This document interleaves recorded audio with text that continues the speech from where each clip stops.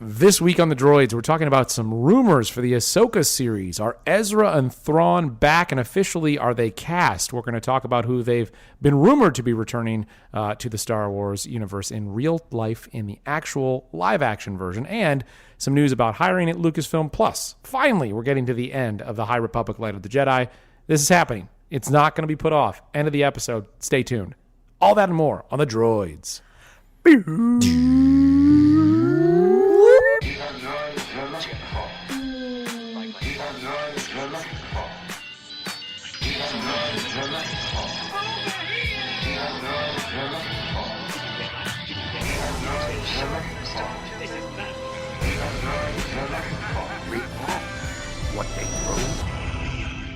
Welcome back to the Droids You're Looking For, a Star Wars podcast. Alongside Chris and Sam, I am Mike. Wow, Chris, who is Sam? Can you tell me anything about this Sam? I haven't heard that name for a long, long time, except when we said New Sam last episode. Pod. Alec Guinness by way of Liverpool. That's right. Peace and love. Old Sam, have you been frozen in carbonite for the last several months? Metaphorically speaking, yes? No, I've got to tell you. So I thought I had a line on a new Kessel run, and I'm telling you, this guy Han with the 12 parsecs. You know, I thought I had him beat. Turns out, I did something, and I did it in 275 parsecs, which didn't seem bad, but it did sideline me for a while, good. You guys. So you've been out there. You've been on the outer rim. I've been just circling around the outer rim, waiting to go down the drain. No, it's just been a crazy busy time. As everybody knows, recording in a New York apartment with my own little Grogu running around. We record in the evening, so I rearranged the apartment recently to make it more conducive for my work, and that allowed me to set aside a little recording station that is not in the baby's room. And what the listeners don't know, Sam, is that when you do the podcast right now, Sam is actually 35 feet away from the mic. He screams at the top of his voice. I can't control the timbre without. It sounds it's a nervous terrible. Thing, yeah. But he has to do it that way. So now you've got the room set up, so you're able to stand far away from the mic. Lots of baffling. No echo. Yep. It's pretty good. I think someone needs to start a nighttime podcast where they just whisper in people's ears as they sleep. Babies particularly. Oh, I'm sure that has to exist. Right? But not about Star Wars. No. It could be about Star Wars about anything. It should not be about calming and soothing them. It could be about debt relief. That seems like it'd be so boring that it would put you to sleep. That's true. Today I tried to open the spreadsheet and I went to cell G19, but I realized the formula wasn't carrying over from sheet 3. There's going to be some listeners that are frustrating. They're going to email us and be like, how many episodes of this do you have? I'm a big-time podcast producer. Now, what's crazy is for that little bit, I was just speaking in a normal voice. Yeah. That's how I created the effect of whispering. I think sports talk radio on that, buddy. serves itself best to this format, though, right? Angry people pretending not to yell and whisper their angry thoughts about their local team. I like that. That would be, it's like a, what's his name, like a Lewis Black ranting, except he does it, but it's a whisper. Yeah, what if it's like rage meditation or something, where it's just you have to you fuel all your anger into just you whisper. Channel it through So here it is. Our next edition of the pod is a rage version of Rise of Skywalker review in whisper tones, right? It's only a whisper. Oh, I would adore that. When she said, "What's your name?" Oh, I want that. Oh, Chris, man. just keep going. All right, R.I.P. Old lady that she had to kill. She knows the lightsaber's buried.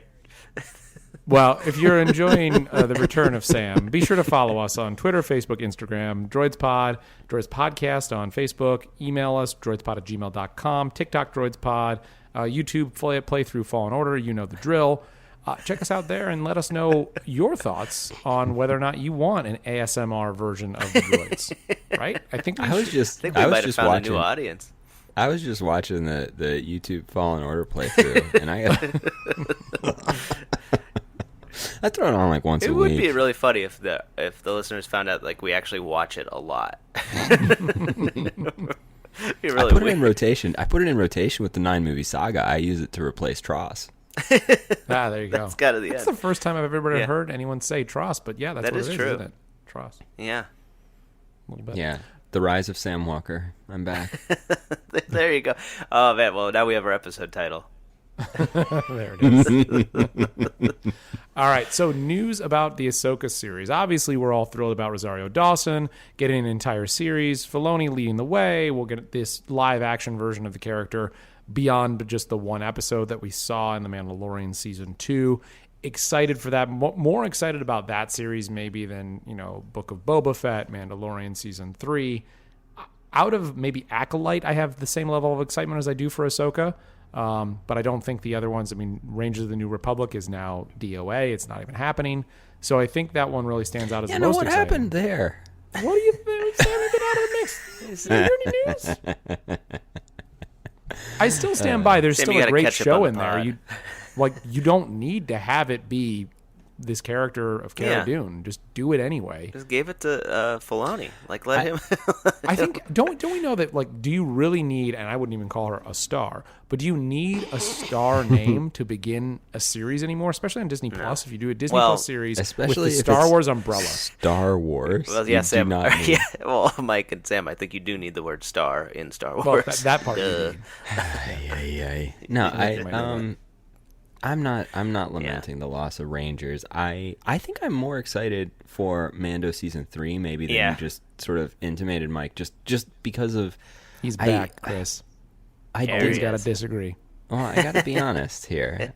I've been traveling the outer rim of the known galaxy, bouncing around through a bunch of wormhole hyperspace. I've been a lot of places. I've been a lot of places, I've seen a lot of things, but nothing that I've ever seen would make me believe that what Mike just said about The Mandalorian Season 3 was accurate. Bunch of hocus pocus, if you ask me. Cut to the end of Season 3 when Look, we're if doing our Benton- recap. You're Season gonna say it's 3 real. was weak. All of it is real. If Bette Midler is in season 3, speaking of hocus pocus, then sure, Really? I'm in. Oh wow! That Wait, I'm that's most not excited. true. Is that? That we're breaking story here. Check. I was going to AP.com. What would Bette Midler play in Star Wars? I don't know. She could be And I think she would play Amy Sedaris' friend, like Amy Sedaris' mom Oh at my the shop. gosh! If anyone from Lucasfilm is listening, make this happen. That'd be incredible. Or, speaking of hocus pocus, she could be the head witch on Dathomir, right? Oh right, yeah. Should play that role. Ooh, that'd be fun.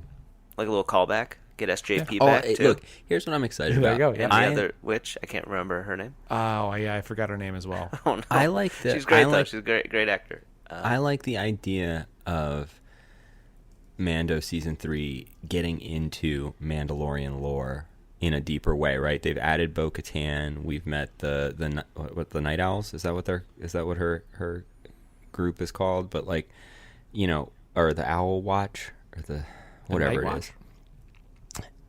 The night. No, the Death Watch. This is the Death Watch, right? Sleep. It's the Sleep Sisterhood. I don't know what it's called. Well, I can't I know. remember. It's Yeah, the something watch, Death but they Watch, have right? like owl. They have owl icons, right, on there. That's like their emblem or whatever. 'Cause of Kathy Filoni's wife. Najimy. That's But her name. There you go. I like the got it. idea of like the season diving into that. We'll see what Grogu's involvement is. We'll see what Hamill's involvement is not. I hope. And Well, yeah.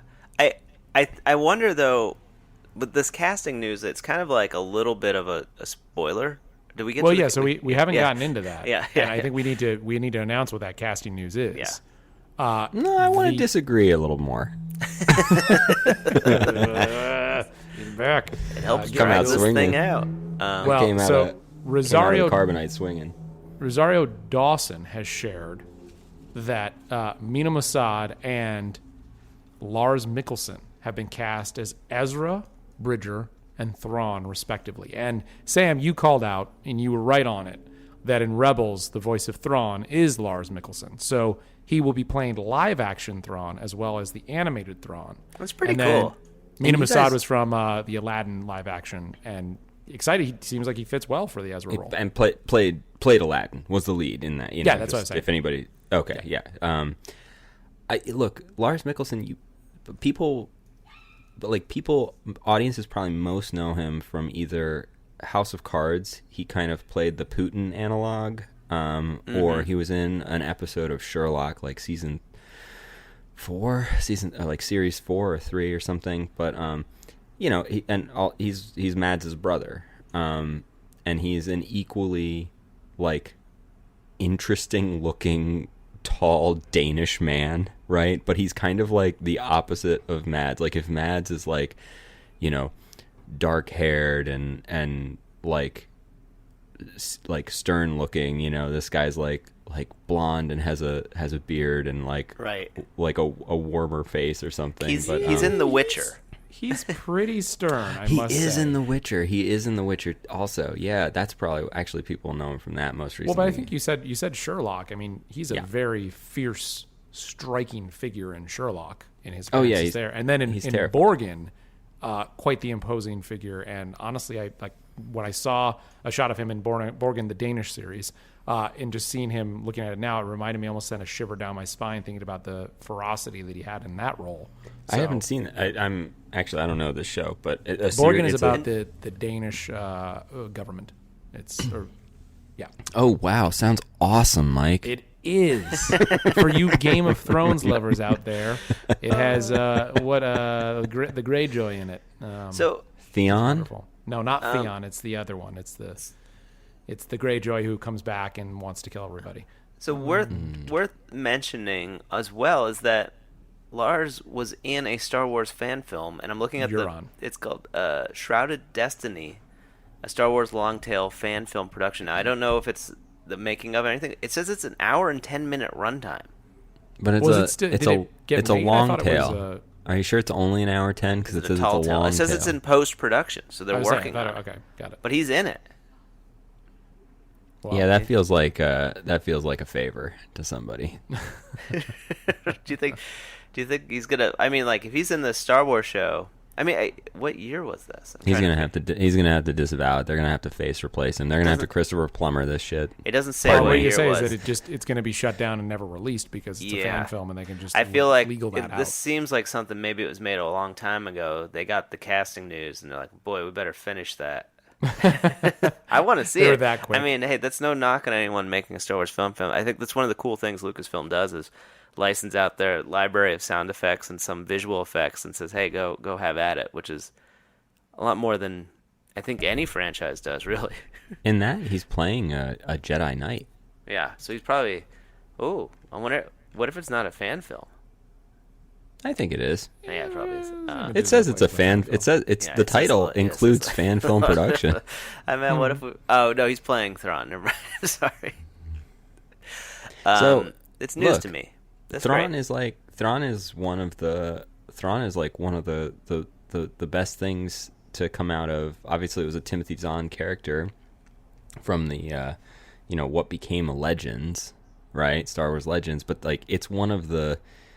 It's one of the embers that rose like a phoenix, right, and came back into like canonical Star Wars now through Rebels, through a new series of books, and now they're bringing it to live action. They referenced him on The Mandalorian, and to have the actor who brought the character to life in animation it's pretty cool. Yeah. It's kind of the same thing with Katie Sackhoff as Bo-Katan. Exactly. It's a cool trend. I really admire, when you look at the history of animation, or I often see it like when you look at like video game or audiobook, audio recording, the early pioneers in those spaces of like voice acting work and vocal recording work, like were so talented and made such a mark that now you have, celebrity actors, trained actors, equally talented in a different way, like lending their full force to purely audio roles, right? And for that to have a payoff, as a live action character, the fact that he gets to kind of own this character throughout multimedia is really cool. And that was cool for Katie Sackhoff as well. You know, there's been a lot about with Rosario Dawson being cast over Ashley Eckstein, but I'm torn, but I also think like they had a different background, right, going into it. You know, Katie Sackhoff was a live action actor who did voice work, and then and so it is a different trajectory. But I'm excited. There is a good chance if you worked with Dave Filoni on Star Wars: The Clone Wars or Rebels, you will appear or direct the series. High probability. Same thing happened with Favreau, right? He was a voice. He's going to show up one of these days. So I'm excited about that. I have not seen. I think Chris, I have not seen Aladdin. You've seen it. I've seen it. I enjoyed it. I thought I was Massoud. How is he? He's great. He's a great Aladdin. The movie was good. It's very like special effect. It's like it's just another one in the line of Disney takes it's like that style of let's take our animated movie. So it definitely has its own look. I know it's not everyone's cup of tea, but I enjoyed it. I was telling you all off pod that I saw it at a matinee, and if you're an adult and you go to a matinee at a kids movie, it's a theater full of kids, and they seem to enjoy it. So if that's a good sign. As somebody who's watched Rebels and is familiar with Ezra's character and just what you saw in one performance, I can definitely see the analog between animated Ezra and animated Aladdin. Does this guy have that down? I can see this, but I do believe, and this is kind of where I was getting into spoiler territory, it's like I never saw Ezra as old as this man. So we might have a little bit of a time jump if that's telling us anything. And Mena, if you're listening, Mena, I just want to say that I think you look phenomenal. I think your skin is flawless. I think he looks distinguished. But that's what people say that I looked distinguished and hit by a bus. But no, Chris, they say distinct. They don't say distinguished. No, they say the stink.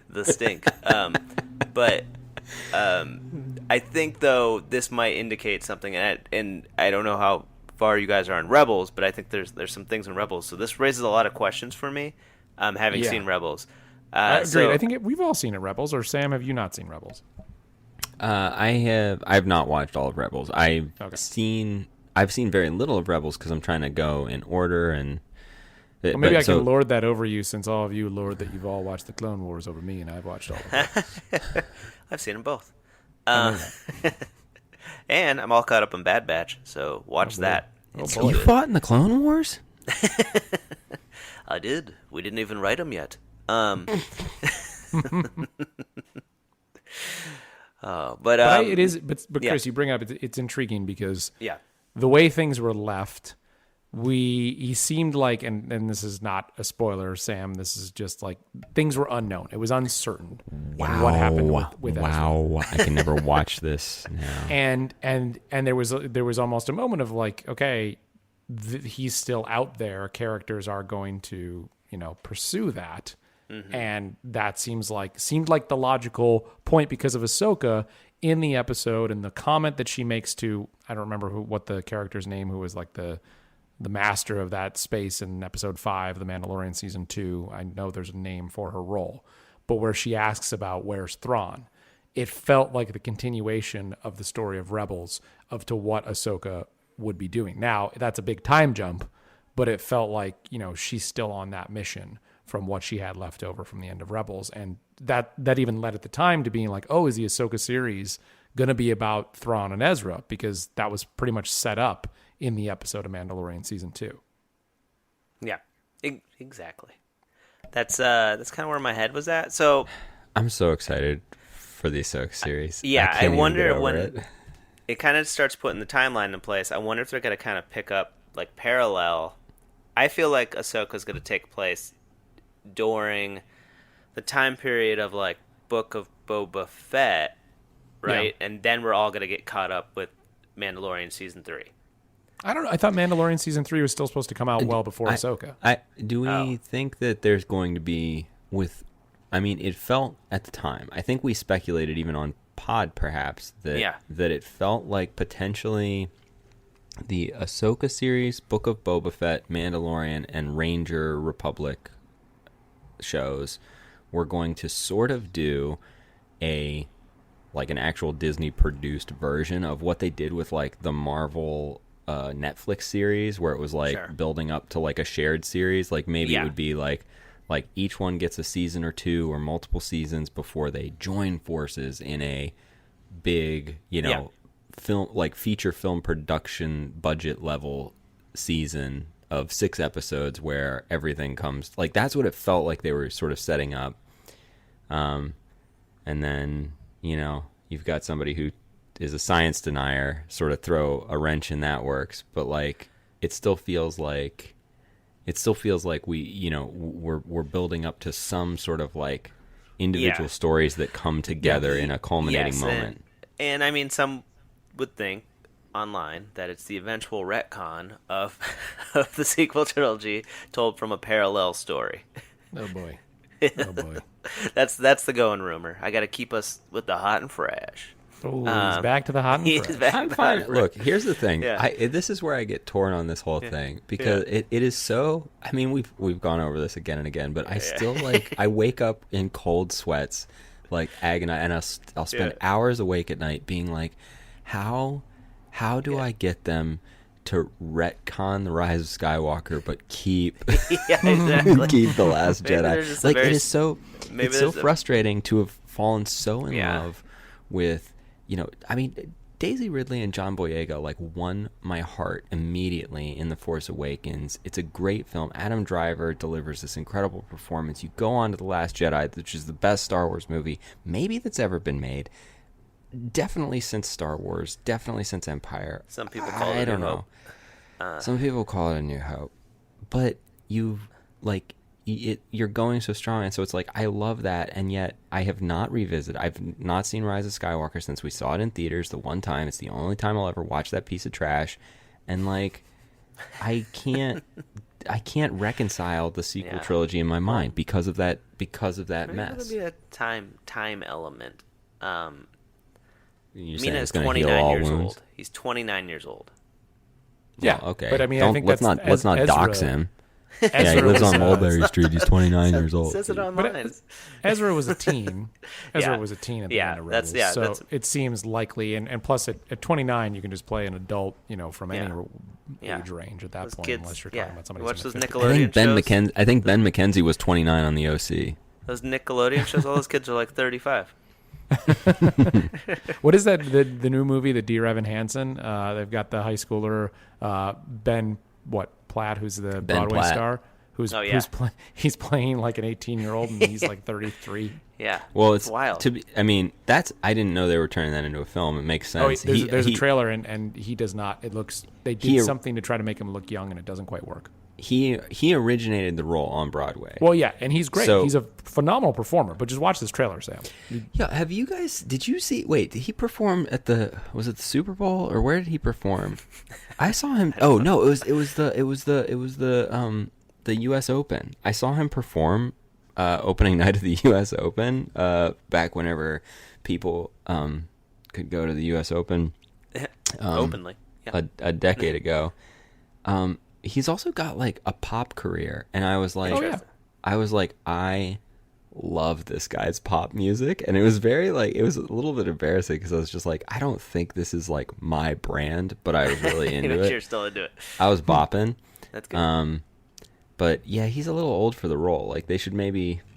Check out that trailer and see what you think. It's it's interesting. Okay. It feels like they kind of just put on an extra pale face for him a lot of the time, and it's just weird. I saw him in Book of Mormon on Broadway in Chicago, playing the Josh Gad role. Oh wow! And he was incredible. And then he went on to do it on Broadway, and this was before he did Pitch Perfect. I think that might be when I saw him. I think I saw him on Broadway in that role. I think I have to look back at the playbill. I mean, Sam, I saw him first, so. I saw the original cast on Broadway. So Alec Baldwin was in the audience when I saw it. Oh boy! Okay. He started. Well, as we bring allegedly, that's not true. As we bring it back to Star Wars, other news in the Star Wars universe. pretty cool little bit of tidbit is that Lucasfilm has hired a deep fake artist who made numerous versions of deep fakes of Star Wars movies and TV shows, including Rogue One, including The Mandalorian and Luke's appearance at the end of season 2. And if you look at them side by side and what he did with the deep fake technology, it looks better. So you kind of understand why they hired him. This is awesome. Cool. It's like Chris, you're going to know the specific. You're going to be able to send the YouTube link. We'll put it in the show description of the guys who make the droids. The droids. I was just literally going to say this. Yeah. Yeah, I know you were. You know why? Because we lived together a long time, and I know. We're like, we could be those guys. I know how your broken brain works. That's all I think. I think about that once a week. I'll tell you what, man. I'll tell you what. Being 9 months into fatherhood and, whatever it is, 18 or 20 months into pandemic living. And I miss those days where I could just stay up with you watching YouTube Star Wars Bowl. It's like, top 12 rumors about Star Wars, top 10 character battles. Oh, that's a good one. Yeah. You can still do that with a 9-month-old. What do you say? I mean, they're up at night anyway. Just do it anyway. Well, it's not the same, though. Chris, they're it's not up the at same night. because I don't want to make hot cocoa and sit up all night. I gotta say, it is a very good deep fake. I haven't, so I feel like a little ill-equipped to speak of it. All I saw was like the side-by-side image, and I'm like, it looks cool, but I would love to watch it because I've seen the ones that I saw some people doing were like people using the deep fake technology on like the Irishman clips. Yeah. And I've like seen the side-by-side, and I'm like, oh, yeah, if you use, like, deepfake young De Niro, it looks better than whatever they did. And I know I really don't want to undercut any of the digital artists who work so hard, and, like, they're doing a different thing, right? And so it was, it's not about achieving, like, having young De Niro in the performance. But I'm really curious to see this deepfake, and I think it continues Lucasfilm's track record of saying, like, we don't care where the talent comes from. If you're passionate and good, we want you on our team. Yeah, and that's always my dream is that I like walk down the street and like trip someday and do a thing that they're like, hey, you got a thing for the I don't know what we need Jar Jar's son, the Jar Jar walk. So Chris, man, we are on such a wavelength right now. We got it. Yeah. No, I agree. I mean, I think that's an awesome thing that Lucasfilm does. They want talented people. They want the best there is. And the reality is that people on YouTube are schooling a lot of filmmakers of the old guard because they're just unabridged talent, just going on YouTube and doing whatever they want with no restrictions. And they're spending their time recreating these kind of things and doing it really well. So, like, good on Lucasfilm, good on these people for doing it and saying they can do it just as good, if not better. And like you said, no discredit to the original artist. I mean, it's still a monumental achievement of what they did there. And I think one route they probably took was Tarkin as well, and Leia, and even in Tross, the kind of the Leia and Tross and everything like that. It's very impressive work, regardless. Like, it's getting to a scary point. And I think we've talked about deepfakes before, and in this context, where I think it was Ryan that mentioned, old Ryan, that mentioned R.I.P. mentioned the idea that, like, they can only do, like, you're only doing like 5-6 second clips at a time. It's not like they can't recreate a whole person in a movie, the whole length of the movie or anything like that. So exactly, but they will, and it'll be Lucasfilm when they redo all the Star Wars films to be Hayden Christensen. Every time we talk about Lucasfilm / Disney and the Star Wars films and re-releasing, are they gonna do like despecialized editions ever, or was that just like a lifetime clause that like got written in? Yeah, it's still been a rumor. It's just, I don't think it's gonna happen. There was a rumor that there was going to come to Disney Plus, and then it. I think that if it hasn't, I like almost think it's not going to happen right now because they've had long enough runway after the 9-film Skywalker saga that ended so beautifully, to like sell that and then release something or announce something, right? And it's, I'm just like, when would you would you do it? 20? Well, I guess 2027 would be the 50 year. Okay. 50-year anniversary. All right. Okay. All right. 2027. All right, we'll mark it down. It's coming out. It's coming Everyone out. You can put your pre-orders in if you May. just send it to PayPal. Sam at sam.com. Sam in the Outer Rim. But what you're trying to say is that we're going to get this one in 2027. We'll get one in 2030. And we'll get another in 2033. Hey, something to look forward to. A movie I've already seen 1,000 times. But they won't release them all despecialized in 1 year. It's going to have to be on the release date of it. Do we want to? And each time they release one of them, they'll release a new 9-film set with that one. Yeah, I'll have to get them. And I'm buying them. It's on Red Ray or whatever's out then. Yeah, Red Ray.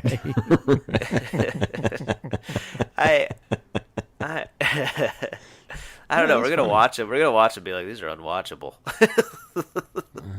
I'd be like, why is there that box around the TIE fighter? Why can I see through the snow speeder? Yeah. No, it's good. It's whatever. Release them. I'll keep buying them. There you go. Open door. I would actually be curious. I would be curious if any of our listeners like. Oh yeah. Has anybody done any like fan art or fan art, fanfic, fan film, like whatever? Because like I think we've talked about it. We've shared some. You guys have like let me share some of my artwork on the social profiles and stuff. Welcome, like I Sam. paint and I do paint and illustration and stuff. I'm curious if like anybody else out there is like Star Wars. It's like endless inspiration for people, and like for some people that means like, hey, I know how to do the face replacement and like really good deep fakes, but like I'd be curious how if it's inspired anybody else in a creative form. I think we've done. Anybody as a child has a lot of stuff. Like I think I remember we've talked about. I've done stop motion as a kid. I did made up my own stories, but I think you're talking about it maybe a little bit higher level. No. Honestly, no. Give me 5 minutes and I'll pull up the one I wrote when I was 7, and we can start reading the beginning of that. I really Chris, mean I it. sent Like, it to you, so I really mean it though. For like, I would love that. No, I'd love to see it. I feel like that's a world that I could use more embracing of. Like I could embrace more of. Chris, I used to watch the yearly like. I want to see more Star Wars fan films. I used to watch them all the time, like because they used to like the one. I think the prequel sets would include them on the special features. They used to. I mean, it was a different pre. Yeah. But Disney. It was like pre-YouTube kind of thing too. But Disney also has, and a very understandable. Like I'm not like anti-corporate America. I recognize that like Disney has purchased. I love it. I'm honestly, guys, I barely have time for the 99%. I don't know why I'm on the call with you. What's the point of making it? But like I respect and appreciate the fact that like Disney has purchased this intellectual property and needs to protect it, and so there's a different approach than what Lucasfilm took as an independent kind of artist founded and run entity. But it stings, right, that it's been lost, that some of that fan film energy has been lost, but they are. They're still there. It seems like there's still some of that spirit when you see this guy gets hired because he made really good deepfakes, and it's like, okay, there's somebody still at Lucasfilm who's part of the old guard, who knew how it works, and who's like, hey, let's not bring the hammer down on this guy. Let's bring him in. Right. It's cool. Let's give him a hammer, huh? Hey, give and a hammering tool to hammer the marble block. A chisel is the word you're looking for. That's the word. But they also call it a hammering tool. No, I agree, though. I think that's a cool thing. I mean, all right, let's announce it right now. You're hearing it here first. Droids Pod fan film. 2021, December. December 2021. All right. The gauntlet. This is all a joke, but I honestly think we should do let's do it. A 1-minute fan film. Yeah, just make something for TikTok. We're going to do it, but make it like a film. What story could we tell? Wait, why not? Okay. Salacious crumb cake. Right, exactly. Cooking with Jabba. Cooking with Jabba is salacious crumb cake. But I'm saying, like, genuinely, because there's a lot of jokes we could do about it, but I also think we could make do an a serious entertaining one. short film. I mean, I'm not saying it has to be a serious one, but, like... Real dark. We could do... You know, there's talent, there's skill within this group, and we could pull something off. There you go. All right. Well, maybe we could do, like, a let's build together. Maybe we could give the audience some prompts, our listeners, to what they want to see in it. All right, droidspod@gmail.com. Let us know what we should do for this Droids endeavor. The first Star Wars fan film using entirely clown technology. Attack of the Clowns. Well, you know, I think that pretty much brings us to... Guys, did we run out of time again? Did we run out of time? Oh, yes. I got a heart out. Oh, shoot. I really wanted to... I mean, I've got at least... I could actually hang around. I need probably about 40 to 55 minutes to talk through the last 5 chapters. But if you guys are good, I can hang. I can hang if you guys are good for that. I can't do it. I have jizz band practice. Oh, shoot. Jizz is always getting in the way. Yeah. Oh, Sorry about that. Oh, boy. Ay. Well, one day we'll get there, and we love Light of the Jedi, and we're excited. I'm ready to dive into Rising Storm. I think we've talked about that already on the pod, but we've got more to come in the High Republic. They announced more at Comic-Con, of more just next endeavors and some of the next steps, some darker chapters on the way for the High Republic. There's times it's gotten pretty dark already. When our buddy Loudon Greatstorm is captured in the final few chapters. Whoa, spoiler. Yeah. For those of you who haven't gotten there, that's pretty dark. It's pretty bleak. I'm sorry. Who hasn't gotten there? The listeners, Sam. The listeners. Yeah, the listeners. Well, whoever's left at this point. Yeah, I repeat the question. What listeners? Oh, gosh. Well, on that really encouraging note, be sure to join us next week on the Droids You're Looking For, a Star Wars podcast. We get a swap around. We get old Ryan and new Sam and swap it all around again. Yeah. Like the old song goes. It's been cool. Got a motorcycle outside. It's a pod race. I live just down from Boonta Eve, actually. I do it. So there's a That's why in the background I always hear somebody go, "Ooh, that's gotta hurt." Yeah. I'm just glad that so far you guys haven't heard anybody shouting "Poodle" from outside. Yeah. But it's been so, honestly, like I've missed just talking to you guys. I've missed recording. I've missed being on the pod. So I hope to be back as a more permanent fixture once again. It's great guys. I'm having a good time. Great. Sam, it's great to have you back, know what? Sam. I am so happy you could join us on this test episode to see if you're ready to come back. And so we'll kind of review it. You guys fill out the rubrics and let me know.